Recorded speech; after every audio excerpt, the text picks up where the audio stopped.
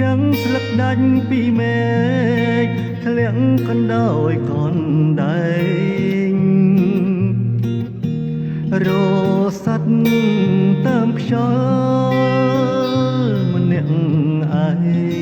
យល់តែក្តីអសង្ឃឹមស្លឹកឈើ